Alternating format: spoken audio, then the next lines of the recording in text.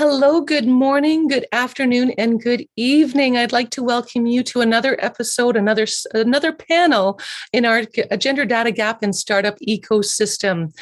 Today, for this session, we'll actually be talking to young entrepreneurs. Before we get started, I'd like to pay tribute to the lands that I am actually presenting from, and that's in Collingwood. Collingwood resides within the territory of the Saugeen Ojibwe Nation, which includes the Chippewas of the Nawash Unceded First Nation and Saugeen First Nation, and is home to the Indigenous peoples, including Haudenosaunee and Anishinaabe. Thank you. And thank you very much for everybody being here today. I'm actually quite excited about this because we have my daughters on this episode representing their business, Nulu. And we also have Shita on here from Saskatchewan, representing the young entrepreneurs and Saskatchewan University. She's an undergraduate student. Girls, ladies, if you can turn your cameras on, that would be wonderful. There we go.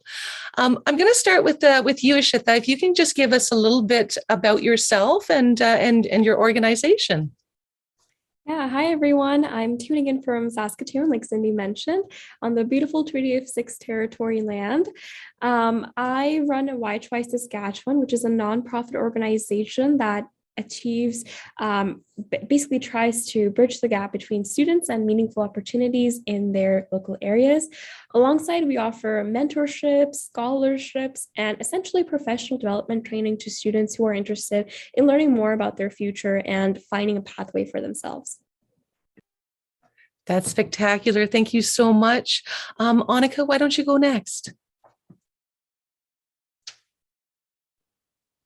So I'm part of a company with my sister Kaeya, and our idea is basically we find perfect workspaces based on your learning type and learning styles and your habits. So when you're working at home, you usually resort to sitting at your couch or at your kitchen table. And when that happens, sometimes it's a bit hard to focus or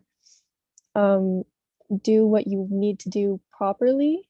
So our business is to help people get a perfect workspace to help them get into their own space and think better. And yes, that's basically it. Mm-hmm. Thank you, Annika. And you're actually the CMO, and Kaeya is actually the CEO. So I'd love to hear you a little bit of introduction of yourself, Kaeya, and an introduction from your perspective of your company.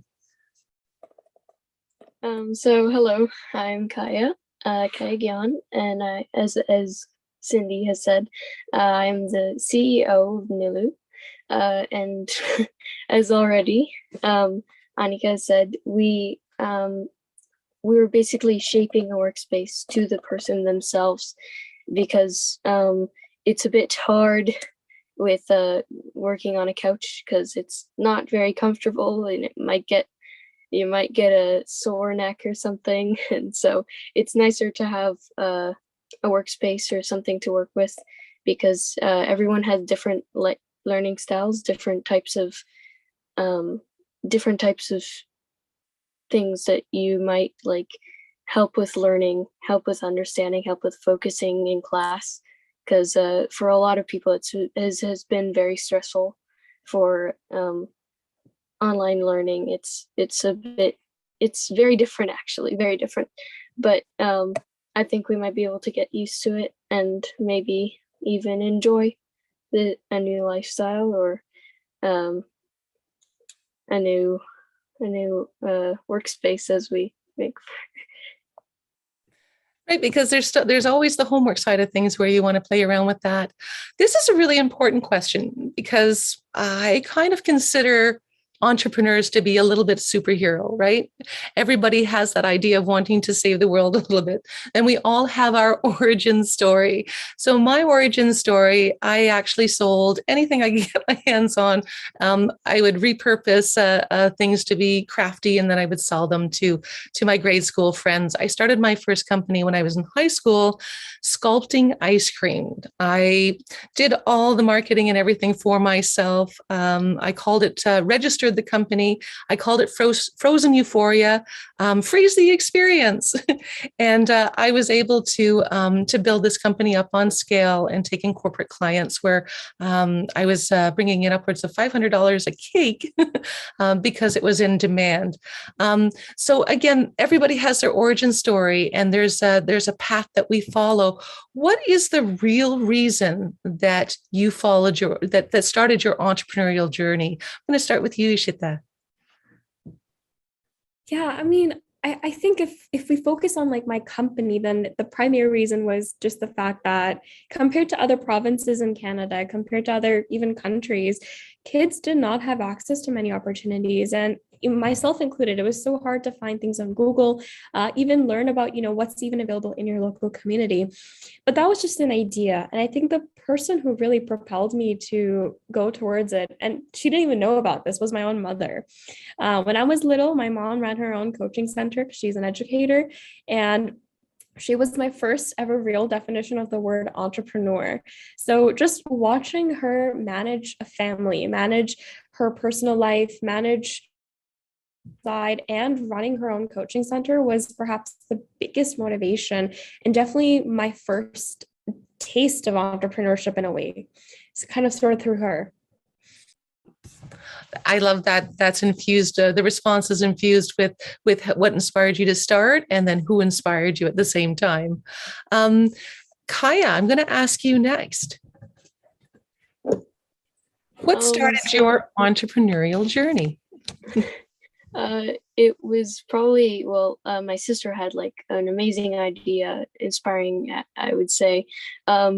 It was because, you could say that COVID-19 caused us to think about things a bit from that perspective. That so I guess it really like grew from then on, and we got into an entrepreneurial camp, which was extremely fun. It was super fun because we just learned off of each other, and it was amazing seeing like other kids like our age. Actually, it was like mind blowing what we could do as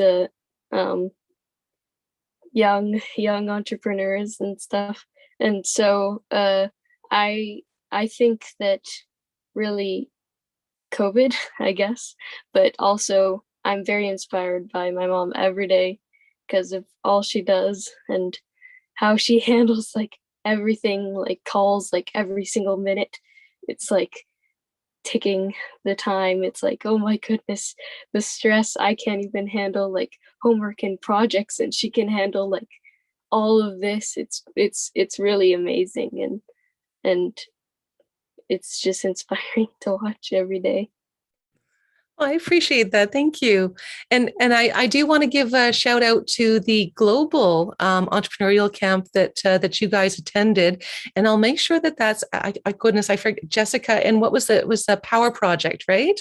Yeah, it was called the Power You Project. Power Youth Or Project. You Power.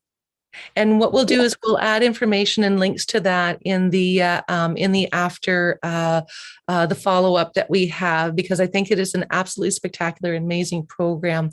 Annika, what inspired you to entrepreneurship, and who inspired you?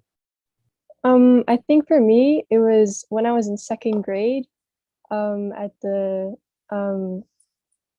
summer festival. I think it was me and my friends. We made a whole bunch of like jewelry out of like elastics and just beads and stuff. And we sold them at the festival, and we made about $400, I think it was. And we donated the money to sick kids. So I think that's what first started all my like entrepreneurial stuff. That was like the first like company I really did. And mostly it was you as well, Mama, because since you're an entrepreneur, you've been an entrepreneur since forever, and so I've grown up with you, always doing all that kind of amazing stuff. So that's also one other like reason why I wanted to become an entrepreneur, was because of you, because of how amazing you made it seem and how well you handle it and everything. So yes. Thank you. I'm blushing now. um, I do also wanted to bring a little bit of platform or recognition to the fact that the companies that you guys have are nonprofit or not for profit. Ishita, are you registered as a not for profit? And I think that's a really interesting aspect as well, because a lot of the foundation of nonprofits and not for profits is really inspired by giving back and solving a problem in the community. So kudos to you for being able to step up and recognize something in the community and a place that help is needed and to go after that. I think that's something that needs to be applauded and recognized. And if we had more women like you doing that, the power that we'd be able to have with our voices would be substantial. For the next question, can you recollect a time, the very first time that gender became an issue in a decision that you were making? Where gender was considered. I don't want to say an issue because I don't want it to come across as negative. It might have been a positive experience, but when was the first time that gender influenced something that you were doing? Whether it was a class project, whether it was from within your business, but a decision of some sort. Yeah, I think my first ever decision that that involved, even thinking about gender were perhaps when I was trying to solve a problem in my company. There was some sort of dispute, and I just felt we have an HR department, which consists of both men and women, and it just seemed like for that specific issue, it felt like a woman could empathize with that issue a bit more, maybe offer a bit more advice from that personal background, and it kind of just motivated me to reach out to that person and nudge them like, hey, can you handle this task for a bit, and take the lead on this project for a bit more. And I think that was my first ever positive way of using gender. I love that it was used as a support. And I think that that's an amazing perspective to kind of take moving forward, and a way to support and influence in the future as well, especially with an organization like yours. Right? Annika, what was the first time that gender influenced a decision for you? For me, there are like lots of times when gender had an influence on many things, especially when I was younger. Like it was like, oh, girls do this, guys do that. So that's one big thing. So it was ever since I was like really young that gender had lots of involvement in most of my decisions in many things. Like for example, like something that has nothing to relate with business, but like one of the first things was when I wanted to get like a whole bunch of clothing. I went through this phase where I would never ever touch anything that wasn't black or red or blue or green. It was always like dark like boy colors, because I think I was trying to maybe like rebel against the stereotypes or something like that. But yeah, that was one of the things that was the first things that where I held gender like in accountment, like when I thought about it like really hard, was when I was younger. And just clothing in general, like colors and lots of stereotypes that I just did not want to comply with. And yeah, that was one big thing. I had a birthing phase. Now, did you find that was gender informed or gender influenced, or was that genuinely a favorite color? And I think that that's something that we need to tear down the bias on, is that there's colors that are going to make you feel amazing about yourself. And it really shouldn't matter whether they're gender stereotyped or not.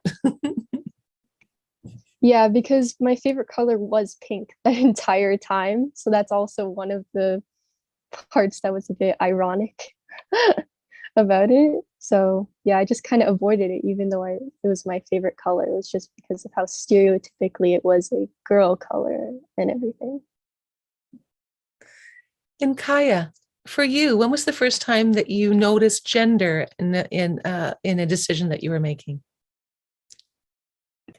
So when I was really young, I'm always like a happy-go-lucky kid. Yeah, there's not a care in the world. It doesn't matter, like nothing. I had a best friend. He was a guy, which was kind of like, it was my first guy, like a friend that was a guy, because I had all the friends that were girls, and like no one ever thought to like be friends with a guy, because that would be weird, wouldn't it? It would be weird. But all my friends were always like, oh my god, you guys are so cute, and the girl talk and everything. But I just wanted to be friends with the guy. What was ever wrong with thinking I just want to be friends? We had so many fun interests, we had so much fun together, until suddenly it was all about love and not anything else, and the crushes and everything started going on, and then we were just like, no. No. But that's really when I started thinking about it, really. And I think that's important as well, is because the genders play such a significant role in terms of what's expected of us. Oftentimes it can guide us into directions we might not want to go, right? Or perhaps we're still happy with wearing our pink and having a best friend that's whomever it will be, or however we want to present ourselves. But I think that's extremely interesting and very insightful in terms of bias that's created in a stereotypical fashion, right? It's almost ingrained and taught into us from our culture. And we're going to be addressing that a little bit, actually. When was the first? So we all have different lenses, and this is extremely important. I've been through, this is now our sixth panel, and just the different aspects within the startup ecosystem have helped shape my lens. And I'd like to think for everybody to think about it from that scope level. And as we build it, we're looking at everything from this high level of a lens, but our lens is influenced by our culture, by our religion, by our primary influencers, by our education, by everything around us. So with that lens, our own unique lenses now, and each one of you have your own unique lenses. What are the parts that you see in your lens that we might not be seeing? And I'll start with you, Ashita.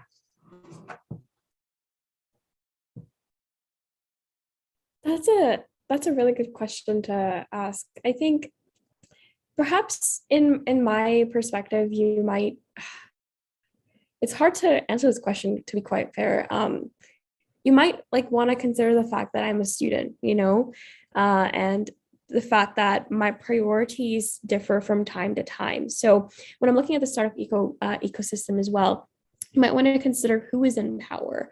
You might want to consider perhaps what background they're coming from and what their priorities are at the end of the day. You might have a woman who is 30 years old and in that profession for the past 10, 20 years, who has all the time. But you might have somebody like me who is in a full-time education and trying to balance these different interests alongside your side hustle or your passion project, as you might call it. So the level of focus might differ, as well as the amount of time you might be spending in that avenue or your startup company as well.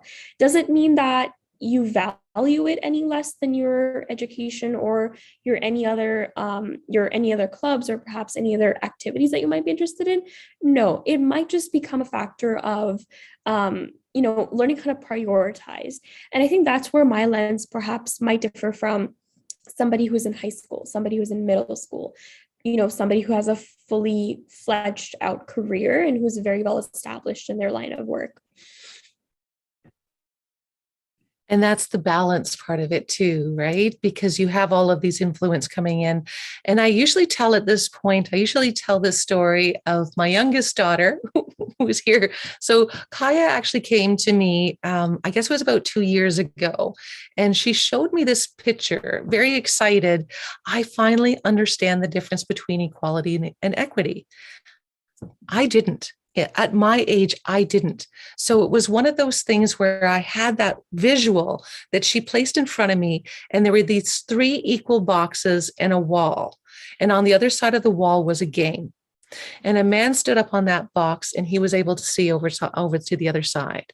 A woman stood up on that box and the wall was too high, so she wasn't able to see. And then the person in the wheelchair couldn't even get up on to the box.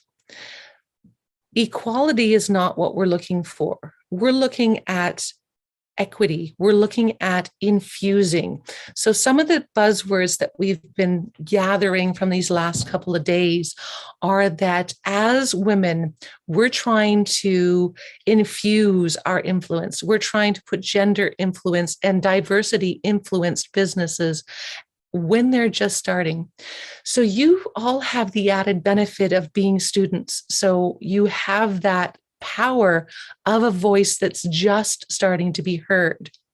And from a very, very foundational level, you're able to have an impact on the people around you, on the businesses around you, by influencing with a voice that reflects who you are, that unique person that you are. So the diversity infusion, diversity influenced are buzzwords that we're using right now.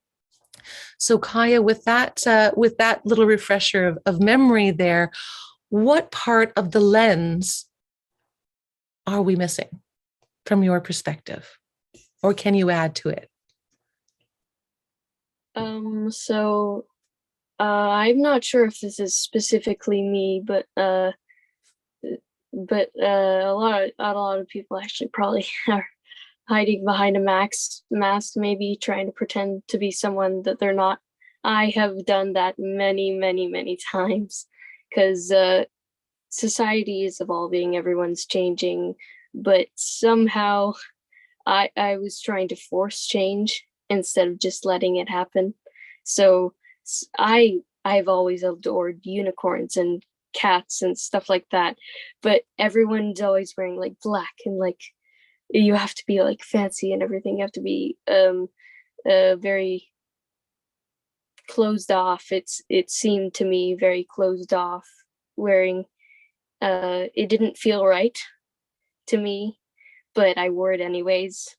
So that might have been a problem, that looking through a lens, trying to poke through that hole, trying to look out into reality, being blocked off by feelings and trying to hide.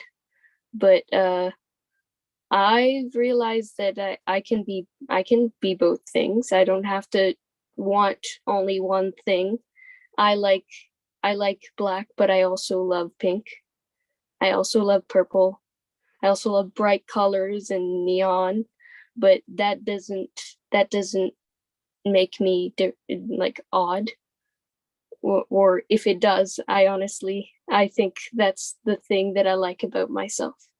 And that is a lens that not a lot of people can realize. Not a lot of people know that it's okay. That it's okay to like two things, or okay to realize who you are, okay to love yourself. What a profound perspective, because putting this lens together means allowing yourself to be yourself. And we wouldn't think about that, but as women, we're so often told we're not allowed to be ourselves. We have to be this, we have to be this. There are so many rules and regulations that we abide by, that we're so used to hiding who we really are. So what a unique perspective. And I really hadn't thought about it that way, but thank you for that aha moment. I wrote down here, break through the stereotypes and be yourself. So that's one of my little aha moments that I appreciate hearing. Annika, from your perspective, what part of the lens are we missing? What part of the lens would you like us to be able to view from?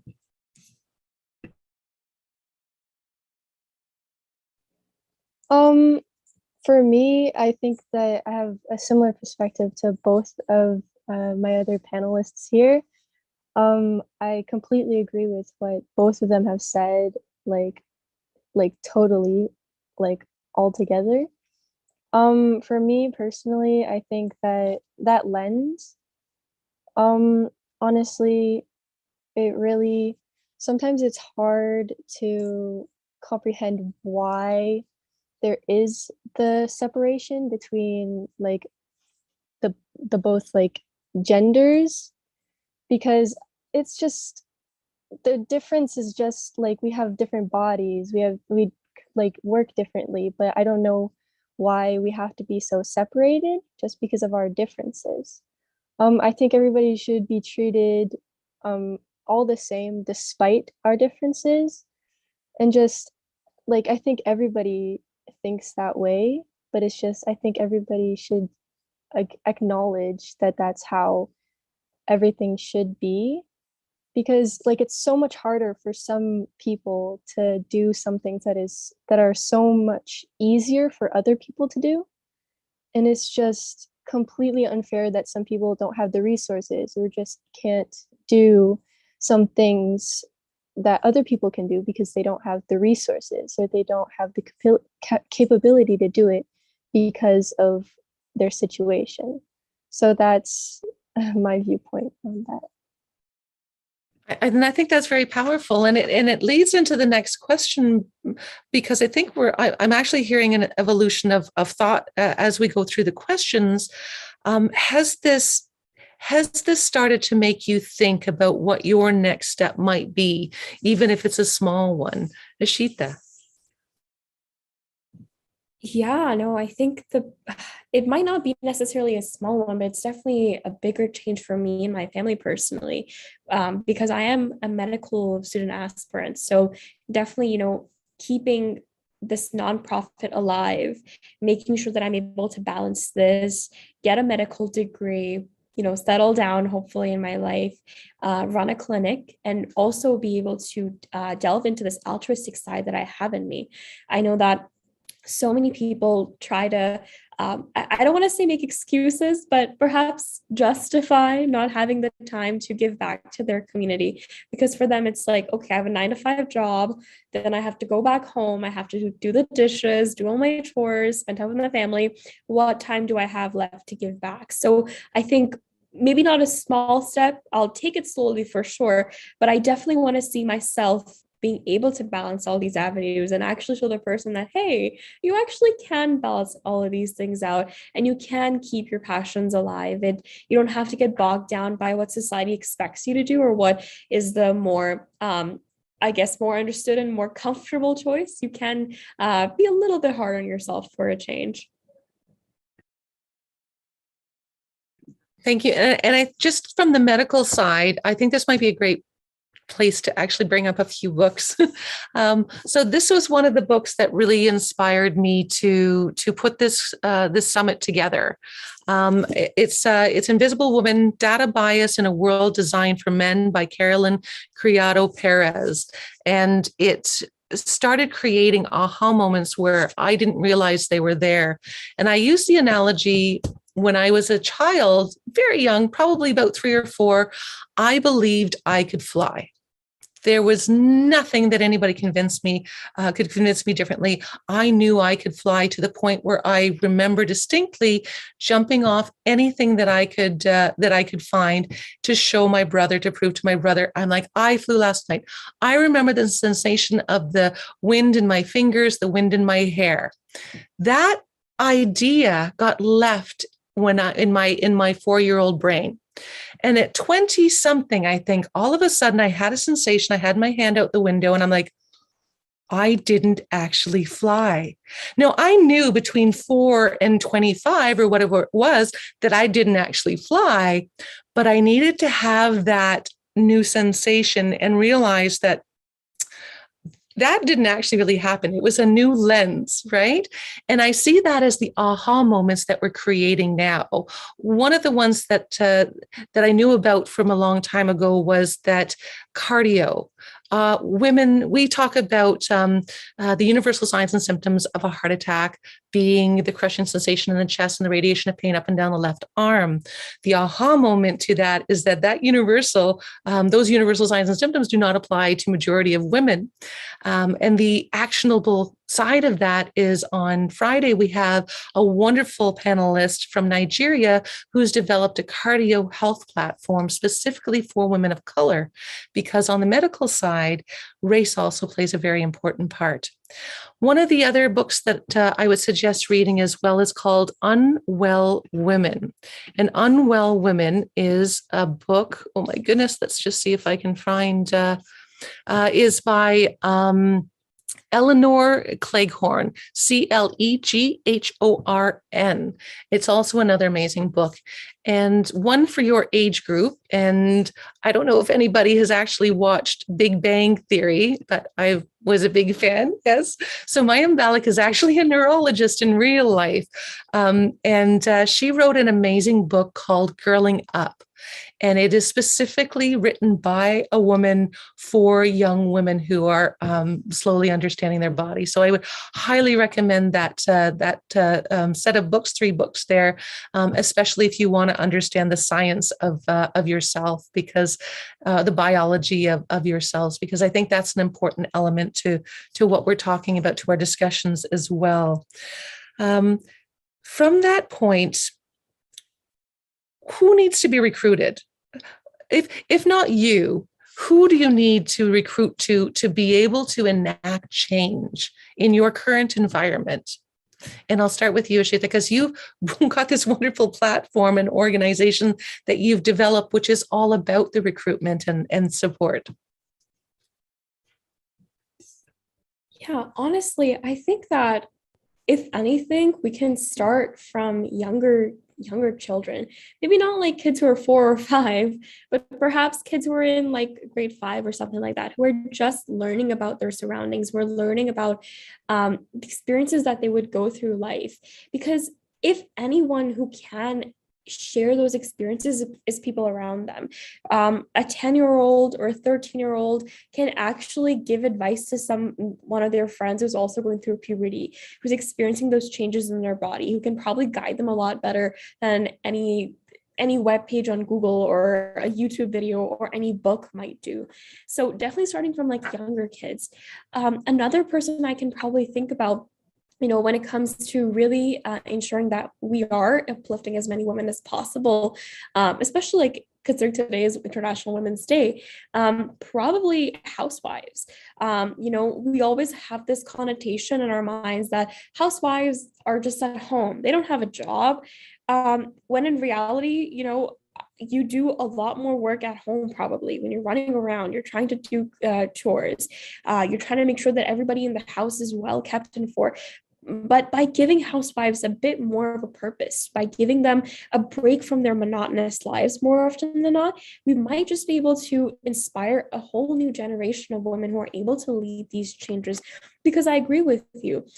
Even if we think about like physiologically, you talked about cardio. When I go to the gym, I see a lot more men lifting weights, perhaps other than like women who might just be doing cardio in that aspect. So in terms of that, we might be able to change that thinking a bit more on that rudimentary level if we just start small and then we go towards the bigger. And I love that idea of like tearing down barriers. I think that that's so critically important, and building out the support system and tearing down those stereotypes. Because if you choose a career of being an at-home mom, that is a career, and chances are you're actually taking care of other extended family members as well. And I'm sorry, I have to bring back this book because it was so inspirational as well. And to kind of talk to the point about, an at-home mom and having respect for them. One of the jokes in there was, well, at least we won't be able to find any gender bias in snow plowing roads. And they found it. Because women typically, they will go from home to daycare, to an elderly family member's house because of the care that they give. So their transportation needs are very different. When the plow service was plowing from homes to downtown, which is a path that men would take from home to downtown. So caregiving of children should actually be considered in all aspects of what we do. And how we choose to be empowered by our fulfilled life, our work, is really something that is an extremely personal choice. And that includes any cultural components that we want to add in. We have an amazing lady, Sakina Maihar, that taught me something very important about the empowerment and not judging other people. And she wears a hijab and a niqab, and it is something that empowers her. And we have to respect and almost support, actually, we have to respect and support how we can set everybody else's personal versions of themselves. Back to Kaeya, when you were talking about your lens and feeling confident in using your own lens. All of us should be confident in using our own lenses. Annika, I'm going to go to you next. Sorry, could you reiterate the question, please? I actually stalled there because I wasn't sure either. But it's actually, who should be recruited in your environment? Who do you think would be a good idea to be recruited to help tear down the bias or help to bring gender informity and infusion into the things that you're doing right now? For me, I think just more women in general should be inspired to do things that they've always wanted to do, because there are lots of women out there who always have, like, they have a perspective on things that is so different, so incredibly amazing, but they never really think to go and share that opinion with the world because sometimes they're shunned, or sometimes they don't think that they can share their opinion because some people say, oh, your opinion is less valuable because you're a woman. And honestly, I think that that's not very fair because people do that. And also, like as an athlete myself, I do biathlon. It's way harder for me to achieve the same things that as the guys on my team do. For example, we do some weight training, we do lots of cardio stuff, and I'm always behind because women's bodies are completely different. And so it's harder for me to build that muscle that I need to work towards my goals. And so it takes me way longer to get up to the level that they're at. And so I think that just kind of just build, like, just having more women like everywhere that have like different opinions, different strengths, different ways to help out in every field would be revolutionary. And I think that's all part of being able to talk about women's problems, women's issues, our menstruation, right? I mean, that has an effect on how we participate in sports and how we participate in life. And we should feel very confident and comfortable having those conversations as well.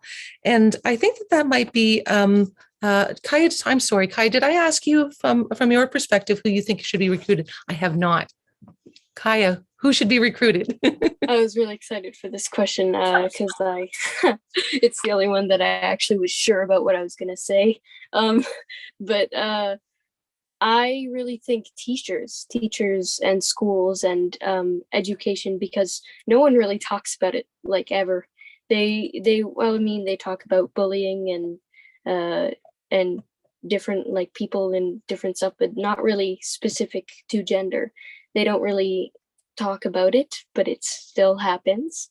They don't really tell people, as I agree with Ishita, young children, but not like young, but like we should know these things. We should be informed instead of learning this, like, I mean, when you talk about aha moments, you don't want to be aha, like, you want to learn stuff like every day. You want to, if you learn stuff every day, you might evolve, learn more things than you would if you don't ask questions, or you don't, like, adding on to Anika's point. You should learn to ask questions. You should learn to be proud to speak, to tell your opinion, and to be able to tell your opinion, you should know what's going on, because you wouldn't be able to, like, speak up about something if you don't know what it's about, what's going on. If you're not informed about something, it's still happening. But the fact that no one talks about it is very scary, because it's going on. It's really going on in real life, and like it's a real thing. It happens, and people are separated in groups, not even knowing actually that everyone's just already in their groups, like girls against guys. It's always that. And you should know that it doesn't have to be, and you have a choice. And I think that's important, is that we have choices. We stand strong, we stand proud, we have choices, we have a voice, right? And that's something that we need to be demanding. And the next question, and this is a tougher one. So I think that I'd like to take this opportunity to kind of open everybody up, and let's have this conversation. What should the metrics look like? So in terms of metrics, we look at from the corporate level. They want to have a percentage of the of a startup board that is women, or a percentage of employees in leadership roles as being a woman. And I thought that maybe we take this to the level of your education, right? For us to be able to demand that our education is gender or diversity infused. When we ask questions, or when we're told we're in lectures, or we're receiving information, it should be okay for us to ask, what is a gender informed response to what you're actually saying? Because an interesting part to all of this is that we've been left out of history. So we don't even have the history side on that we can talk to some of our experiences. So what would some of these actionable items and metrics that we can use to actually check the box to say, yes, we filled that initiative. We're doing something, we're making a difference. And I'm going to open this up to everybody and see if we can have an open conversation about this a little bit. Okay, action-oriented items and how we can track them.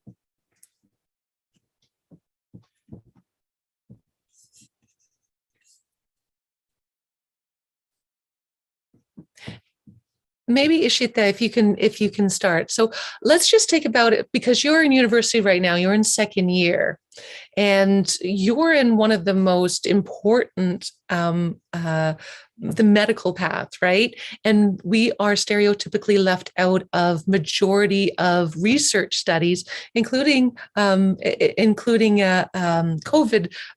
vaccines, including medications, including cancer treatments, everything along those lines. Just basic scientific research is all done on the male-dominated side. What parts do you think that you can influence, and how should that then be tracked in terms of even textbooks? What percentages of a textbook should be dedicated to females and the female anatomy and female biology? And should that then come with a metric? Yeah. I mean, honestly, I remember this was 2 years ago. I was reading a biology textbook, and this was the very first time that I ever see it was a model of the human anatomy. And typically you would see that model to be of a man, very apparently physiologically so. And this was the very first time I saw a split half and half, that one side of the body was a female representation, whereas the other half was the masculine representation. So I think that was, for me, like, it was very nice to see some form of representation, because you are right. We have been traditionally left out of textbooks when it comes to, I remember we were reading about Marie Curie and how, she was so criticized for her work with radiation, and how she was one spearheading many of those projects. But again, the men on the team were being given that credit for. This also goes for like Nobel Prize winners. These stories have come out more and often again. And it's only after when these women have passed away that they are being honored, now, like centuries later almost, which is very disheartening to see. So I think the first step that we might perhaps want to take is ensuring that as many women are being motivated to get an education. In this day and age, having an education is so critical. And if we think about the amount of men, maybe not perhaps in Canada, but perhaps if we look at the global perspective, men typically are getting a more higher degree of an education. If I can speak on like the rural villages and perhaps some countries like India, it's like Pakistan, in some of, not even rural, in some of the urban places in many of these countries, women are not allowed to have an education, which is perhaps the biggest setback that can come to female development and female empowerment. So ensuring that if not a 50-50 split in education place, at least a 60-40 split, so that there is some form of female representation in these avenues. Then we can work on towards creating job opportunities for women. Why should it have to be that when we think about an accountant, when we think about a doctor, the first person who comes to our mind is a man, whereas for a nurse, who is, again, it's an important position, but when you compare it to a doctor, it's a lower profession degree in that aspect. But why is our first perception always, oh, it's a female wearing a pink dress with one of those pink hats? I remember I was volunteering one time, and one of my patients told me that he envisioned me wearing one of those pink striped dresses that nurses used to wear at some point. But my first question was, why couldn't you have pictured me as a doctor? Why did the word nurse come to your mind? So ensuring that, first of all, that education presence is there. Second, creating those positions for women and making sure that women have the right skills and capabilities to actually fulfill those roles. I think that's, perhaps I can start off the panel with that, and I can chime in later. Yeah, and I think that that's really important too, is that more at a younger age that we're all influencing the youth to be interested in STEM or STEAM, because I like to add the A in there for science, technology, engineering, art, and mathematics, because there's a beautiful creativity to all of that. Kaeya, from your perspective, what needs to be done and what metric? Let's take a look at it from the middle school level. Maybe like projects and stuff. Usually it's like you get to pick what group you want to be in, and everyone's always girls, just the girls, and just the guys, and it's like really separated sometimes when you're talking about work and projects and everything like that. There's really a separation. It's not very clear at first, but to me, I can see it, and it's a bit odd, because like when you don't really mention it, because it's not really something that you would mention to your friends. It's like, hey guys, gender equity and like stuff like that. I don't know, it's just not something you talk about with your friends. It's a awkward topic, because I would call it, but it should be talked about. And in class, as Cindy was talking about, history, we're not really included in that side of thing. It's always the men go to the war, and then that's the end of the story. And the women stay at home, but they don't even include that part. They don't even talk or mention about the women, not even that they're staying at home, or they're cooking, or they're working hard, or did they get an option to do anything that they want to do? Or what if a woman wanted to go to and help? What if a woman wanted to get a job? And I think that's great. And you have a couple of books as well, Les Filles en Histoire, I can't remember. So I think just maybe show those, because perhaps those books should be taught in school as opposed to just being in the library. Just a thought. Do you have them there? There's two of them actually. It's the rebelling stories of like women and inspirational women. It's in French, but there's two of them. So this is the second one and this is the first one, and they both have very inspiring ones. But I actually, because it was like in Black History Month, and we were doing like projects like that and stuff, and I did a project on Ruby Bridges. You might have heard of her, but she's in this book, inspirational woman who stood up for herself. And there's like a ton of inspirational women that have done tons of things and followed their dreams, done things that no one really thought of doing or had the opportunity to do. And I think that these books are really inspiring. They're in French, but they're still very English as well. It's just that yours are in French, but they have an English version as well. And I think that that's something that perhaps we can try to do at this stage, is get books like that into the standard curriculum so that we're teaching women in history, and because we have a lot of catching up to do in terms of educating our youth and even our at any demographic of age group. Annika, from your perspective. For me, I think what needs to be done, it's like mostly in the education system, like everyone else has mentioned, because right now I'm in high school, and like it's like Women's History Month, and today is International Women's Day, and we haven't, like, the school hasn't said anything about it, and I found that a bit odd and confusing, because of all things to not include in, like, even just a little shout out in the morning like radio show. Like, they didn't even say, oh, it's International Women's Day today. Like, it should be mentioned more, and definitely like lots of things about women should be more incorporated into just the curriculum in general, because I don't learn much about women.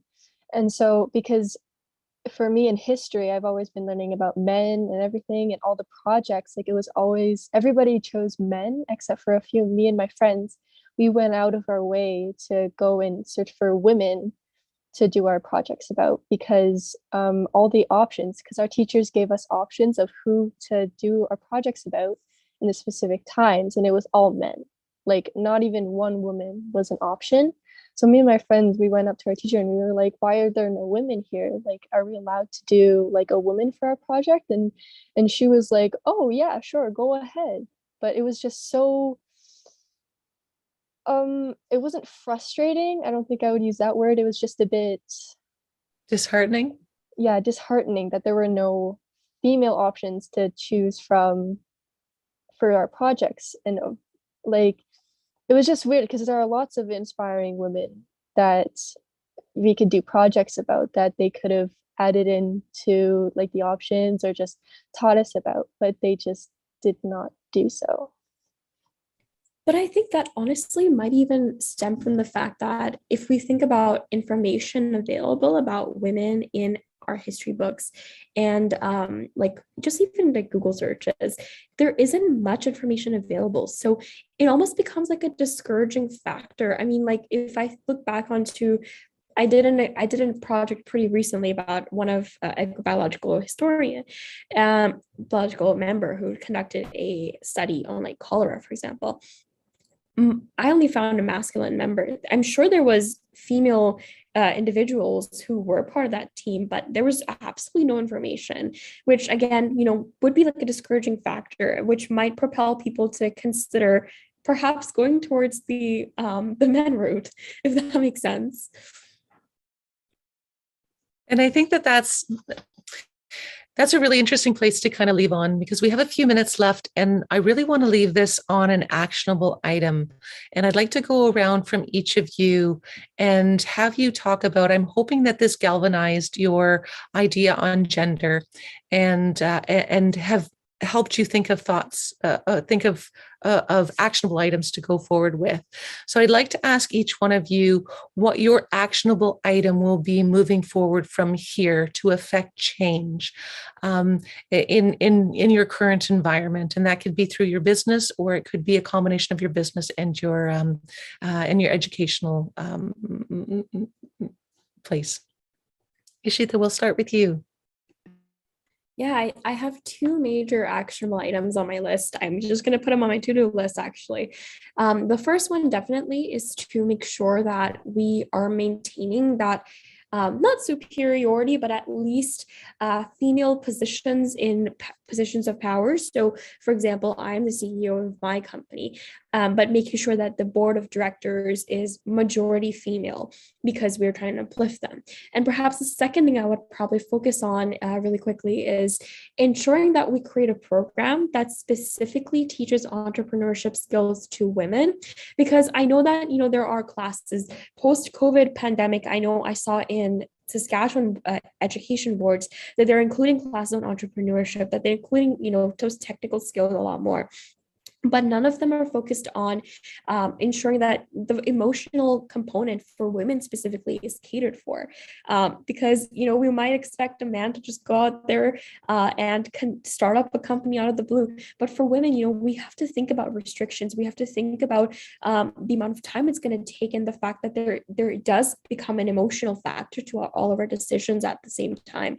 Is that a setback? No, but it's definitely something that we have to consider when we are trying to find resources and programs that actually fulfill female needs. So those two are my actionable items after today's talk. Those are powerful ones too. And Annika, what can we go to you next? What are your actionable change items? For me, I think that for our company, since we're doing a whole bunch of, so we have to incorporate design and all of that for like chairs and just comfort. For women, since our bodies are completely different, the way we sit is different, the way we hold ourselves is different. So we would have to start and make different like chairs and like stuff for women specifically, so that they can also feel as comfortable in their workspace as a man would be able to. So that's one thing that would be very important to change. Thank you. And Kaeya? I would like to add on to what Annika said. Really, instead of stuff for women, I would say made for women. So like made for a woman's body, and not pink, all pink pens, pink stuff, pink desk. It's not really about the stereotypes. It's about the person themselves. They're shaping it around the person and what they want, and not really their what social expectances expecting your desk to be pink, or just us. If we expected them to like pink, expected the guys to like black and blue and stuff like that. But what I was gonna say, I had my other point was just talking about it, spreading the word, and maybe inspiring a couple other women to start a business, maybe, or even talk some more about it, or yes, inspire the community, help the community. And I think you applied for the panel or to be at Collision Conference. So maybe they'll pick you up and they'll see you on the big stage there in the summer. And I think that this has been absolutely inspiring. The one thing that I'm left with is break through the stereotype and be yourself. And to add that piece to your lens will give you such power and such proactive enablement to the people that you surround yourself with as well. So I appreciate all of that you've given me, because you've given me a new part to my lens. And I would like to thank each one of you for inspiring not just me, but inspiring the people around you. This will be recorded, so you'll be inspiring a lot more people coming forward. And it's time to, if we can't have International Women's Day recognized in our education system, that's my call to action. And that's one thing I will be leaving here right now and making a difference. So thank you, ladies. This was wonderful and inspiring. Have an amazing day.